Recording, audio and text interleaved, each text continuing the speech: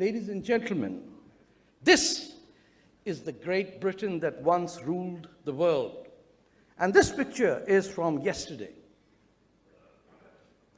If you do not have a spine to upright yourself, Mr. Cameron, stand aside and go work for one of the many consultancies that the Kingdom of Saudi Arabia operates, and where the government of Pakistan can buy an American Undersecretary of State for $1 million.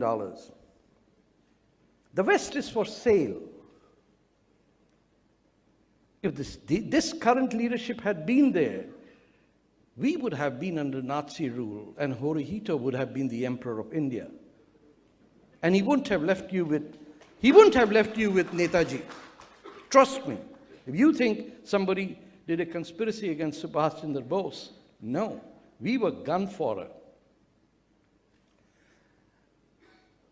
We have an enemy, and I don't care what we define the other side. That enemy is the people who believe that life begins after death. Now, some of you believe in that, but you have a return ticket. You might come back. My people just want to go and have a party there. And you can't stop us, because when I asked my daughter at University of Toronto how she compares the Hindu and the Sikh and the Muslim, who are her colleagues in Toronto, she said something quite compelling. She said, Dad, almost every Sikh wants Khalistan and would never like to live there. Almost every Muslim would like to have a khilafah, a caliphate, and would like to live there. Every Hindu young man wants to be a CEO, and every Hindu young woman wants to be his wife. I can assure you that not one of the Indo-Canadians of the Hindu persuasion is interested in anything other than personal wealth and accomplishment. If Mr. Cameron upset you, look at your neighbors and tell them, what have you done to stem this flow that nurtures itself in the land of the Indus and the Ganges and nowhere else? And I say that because the great century of Islam was between 1850 and 1950, when after a catastrophic defeat of immense proportions in 1857, the Muslim hard drive had been zapped and there was nothing on it. And they started afresh from Aligarh to understand, both in Egypt and India and in Iran, that wearing trousers, going to university, looking good to your wife, eating with a fork and knife, this whole worship of the past is going to lead you to the past. And they came out till 1950, when almost every Islamic society had one of the most dandiest set of politicians. In fact, the rogue Muhammad Ali Jinnah himself looked smart. The one single man who is responsible today for the catastrophe we face has not yet been identified. And he was born in the Indian subcontinent. His name is Muhammad Ali Jinnah. He created the first Islamic State. You should know that. But the Indians seem to have forgotten that the Indus does not flow in India anymore. You've conveniently withdrawn yourself to the Wagha-Atari border and said, Yehi hoga Hindustan. Whereas Lahore, the city of Lord Rama, is not even in your hands. You don't have the Indus. Half your Punjab, that's the first word in your national anthem, is not in your hand. The sin that you talk about, most Indians sing, is Saraswati River. It's the reality that you have abandoned.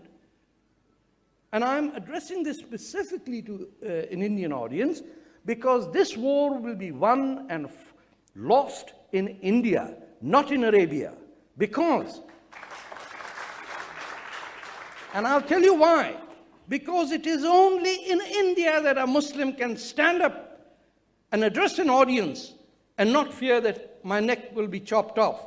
Why? Because Islam, Muslims and Hindus are intermarried to an extent that there is no provision for divorce. And the Islam of India allows Ghalib and Nazir Akbar Abadi and the great poets like Mir Taqi Mir tell God, go to hell. What the hell have you done for us? And yet survive. Bulleh Shah was from the same land where the Mahabharata comes. That's not a coincidence. And it's not a coincidence that the British divided the only part of India where the Hindu and the Muslim knew how to live together, plus added the Sardars, and you had one of the most amazing civilizations that thrived, and Delhi was just a mere shadow of Lahore. But you ensured that we were split because you created an Islamic state. And guess who came to the Islamic State as one of the first guests? The gentleman who refused to share the stage with Professor Pipes today is Tarek Ramadan. He chickened out. His father, Sayyid Ramadan, a Muslim Brotherhood grandson of Hassan al-Banna, was sent to Pakistan. It's surprising Indians don't know this. He was sent to Pakistan to craft the first Pakistani constitution. Who came to help him out? The grandson of a Polish rabbi called Muhammad Asad, who was serving the Kingdom of Saudi Arabia. How was it not for the Bengali legislatures of the Pakistan Constituent Assembly? You would have the ISIS phenomena 40 years earlier. But we kicked them out. Because you sent us all those Urdustan people to Karachi to civilize the Baloch and the Sindhis and the Punjabis, because we were uncivilized people, you see. So you sent your elite Republican Guard to us, who created the Islamic State, who created the Islamic Republic of Pakistan, that committed a genocide in Bangladesh, and instead of using that catastrophic defeat to crush aspirations of an Islamic State forever, what did India do? They started playing bridge with their fellow Punjabi-speaking Pakistani military officers. Because the Bengalis couldn't speak Punjabi, he said, let them go. We're having a party here. Let's put on Pakiza. There are a few generals over here. I'm not off the mark, I'm telling you. The Bangladeshis are till today bitter that you let go 5,000 war criminals because Benazir Bhutto looks so pretty in Simla. You gifted Pakistan with 90,000 POWs when you could have said, they go back if you make Pakistan a demilitarized zone. You'll have 20 tanks for your National Day parade and 5 jet fighters to go over. That's it. You don't want them? We'll keep these. We've got about 1 billion Indians. We'll keep nurturing the 90,000 till they die. And they can go on the radio and say, hum sab khairiyat se hain. मैं चक चवाली से बोल रहा हूं. सुना होगा आपने. अब करना क्या है? वो लेनिन ने बड़ी अच्छी बात की थी. What is to be done? कुछ हैं या कम्युनिस्ट पार्टी के बचे हुए लोग? You never know. आजकल मजे की बात है, जब हम बच्चे थे तो कम्युनिस्ट गरीब होता था, उसको 100 रुपए महीना कहते थे होल टाइमर, याद है? अब जो मनहूस मिलता है वो साला मिलियनेयर होता है. आप have you ever met a Marxist who's poor? This is a disease of this 21st century where the enormously wealthy young men tell their dads, I know Dad, you want me to be vice president, but can I take a sabbatical and go occupy Wall Street? I say, go. Then he goes 1 year, occupy Wall Street, gets 50 Islamists behind him, because nowadays you can buy them a dime a dozen. Then he comes back and he becomes vice president. It's all forgotten. In the meantime, he picks up a few left-wing Pakistani ISI activists, some of whom come to Aman Ki Asha parades over here, others go to the United States. One of them is the closest ally, advisor to the next president of the United States of America, Madame Huma Abedin. Does any Indian know that? She was Saudi educated. She's never responded to anything of what she was taught in Saudi Arabia. Her father created the Mu'tamar Alam Islami. Nobody wants to question that. Her mother is a rector in a university of Saudi Arabia, where Hillary Clinton goes to say, I'm amazed there are Muslim women going to school. That's absolutely delightful. No, you just got $20 million into the Clinton Foundation from these rogues. So it's easy to fight, but you will have to commit. And you have to get out of the paralysis of analysis, and you will have to say, and I'm addressing Indian Muslims, it is your cross to carry. You can't do it, you will end up as Zakir Naik, a fool that people come to listen to and live miserably ever after. Or you have the option to be Nazir Akbar Abadi and Mirza Ghalib and Dara Shikoh. You can follow the Islam of Bulleh Shah and declare yourself to be people of Hindustan who have decided to become Muslim, not people of Arabia who decided to rape India.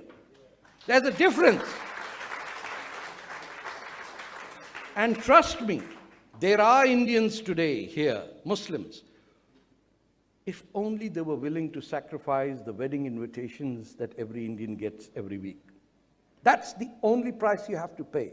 And you're unwilling to give it. You're unwilling not to be invited. You're unwilling to be told that Mirza Sahab to bilkul hi pagal ho gaye. Maulviyon ko gaali dena shuru kar diye. And nobody wants to be known as that. So when the room is closed, when the mics are off, anytime there's a 100% Muslim population, I'm shocked half of them are atheists. The moment somebody else comes in, a Mr. John D'Souza or Vikram Shah or someone, they say, nahi, aisi baat nahi hai. Hum pe bada zulm hota hai. We become pathological liars. Our friends don't trust us. Our neighbors don't want to buy homes next to us. Our children are being brainwashed in schools. When a Mumbai, if they are Maharashtra nationalists over here, editor puts into our Times the only Indian paper with the guts to print the Charlie Hebdo cartoons was a Muslim woman in a Urdu newspaper. May I ask where she is now? Hiding, jobless, penniless, hunted down. Where are those Bollywood actors, the great Khan brothers? Where are they now? Where are they now? A woman that stood up like a giant of a man and said, to hell with you, I will print the cartoons. She had no place to hide. Where is Taslima Nasreen and in the great refuge of the communist state of West Bengal? Who came up when she was being beaten up in Hyderabad? These are all Muslims of the Indian subcontinent. Why is there not a solidarity with the lone strugglers who are standing up with their lives on the line? I can't even visit Pakistan anymore. My brother had to change his last name. My sister doesn't own me. I've lost my family forever. And I'm not the only one. But instead of fighting the rogue state of Pakistan and dismembering it by supporting the independent struggle in Balochistan, what does even the BJP government of Prime Minister Modi, who I do respect and I support, what do? They keep inviting the same fools from Aman Ki Asha and bring them over here. Anyone who has met a military dictator, has honored him, should not be allowed to enter this great country. If you believe in the two-nation theory, you're persona non grata. If you want a visa, you need to declare, I denounce the two-nation theory of Muhammad Ali Jinnah, and I don't give a damn about that. If he can't or she cannot, he's not allowed. ठीक है ना? कोई गलत बात कह रहा हूँ राम साहब? इतनी मुश्किल क्या है? if you want to leave Pakistan, they make you declare that you hate Ahmadi Muslims, right? There are no Pakistanis here, so how would you know? My daughter, who was 6 months old, had needed a passport. She had to declare that Ahmadi Muslims are Israeli agents, they're actually Jews, they're inspired by Hindus. And the 6 month, of course, it's a guy. Just give me 100 rupees, we'll say she signed it. So she made a declaration at 6-month-old baby that, now, if you can get that done, if Natasha's, by the way, she's coming tomorrow to India, she should have to declare, as a Pakistani-born person, that I hereby declare and denounce the racist two-nation theory that amputated the two limbs of historic India. And I beg for, well, I don't need to, but if I was in charge, I would say, and I beg forgiveness for the crimes committed by my ummah. Because I do take ownership of Arabs did great things, Muslims contributed great to mathematics. Yeah, you stole it from one guy, gave it to another, and cut the commission in between. I'm sorry. You wiped out the Egyptian language. You made Egyptians into Arabs overnight. You are anti-India because you couldn't, after 700 years of trying, break the will of the Indian people. Not even the Muslims of India wanted to speak Arabic. Of course, they threw in the script, and everybody now thinks if you can read the Persian script, you're an intellectual. If you just live up to Devanagari script, you're just one of those ordinary, So here's my, I'll conclude. I know I'm pushing the limits. We have to, as people looking to save Western civilization, trust me, Chinese, Indian, Egyptian, Roman, don't care. The civilization that gives me the insulin that keeps me alive, the civilization that allows my daughter to travel alone in an aircraft that never existed in other civilizations, the civilization that gives you the phone to 20 or 800 million Indians or however, is the civilization that we have to fight for. Somebody yesterday suggested of going back to Bhutan. No, no one's applying for immigration to Bhutan. Is there anyone here? No. They're going for immigration to Germany. Not even the goddamn refugees want to go to Bhutan. They're going, they don't even want Slovenia or Croatia. They want the best. Germany and Sweden. That's where they want to go. So that's the civilization. The French and American Revolution, the Canadian Constitution. That's what the future of humanity should be, where individual human rights and the right to leisure and pleasure are not associated with guilt. To fight that, you will have to make room for Muslims to be able, because it is our fight. You cannot do it. The moment you open your mouth, you will be called an Islamophobe. But the moment I discuss it, the most they can say is, गद्दार है. हम तो हैं गद्दार, अंग्रेज के थे, तो अब तुम्हारे हो गए. इसमें कोई शर्म की बात नहीं है. So, number one, as Indians, you need to make room in your homes and hearts for an independent Balochistan. You cannot have your holiest temple over there and abandon it just because going there would be tough. You don't need to do that. Do you know that not a single Baloch exile has ever visited India because India doesn't allow them to come here? Can you imagine that? You've got people with Hurriyat conference living in your midst. You've got traitors by the dozen. You feed them, you plant them, and your friends are your enemies, and your enemies are your friends. Is this Indian civilization? There's something rotten about it. You've got to support the Kurdish. You've got to stand up and bring it to the United Nations that there are countries being occupied that need freedom. It's not just Gaza. Western Sahara by Morocco, West Papua by Indonesia, Kurdistan by Turkey, Iran, Iraq, and Syria, and Balochistan by Pakistan and Iran. You got to return this fight on their terms, on our terms, not their terms. Why don't they blow up Islamabad if they have a case of oppression? Because every day Pakistan army kills about 50 Baloch. The Turks are bombing the Kurds while telling the Americans they're bombing ISIS. We need moral clarity, but above all, a spine that David Cameron, as I showed, does not have. Thank you very much.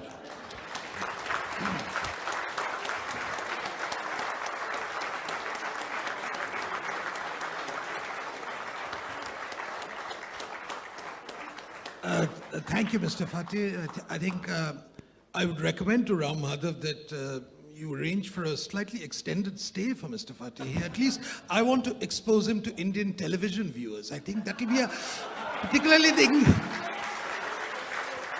that will be a wonderful corrective to the discourse which has taken place.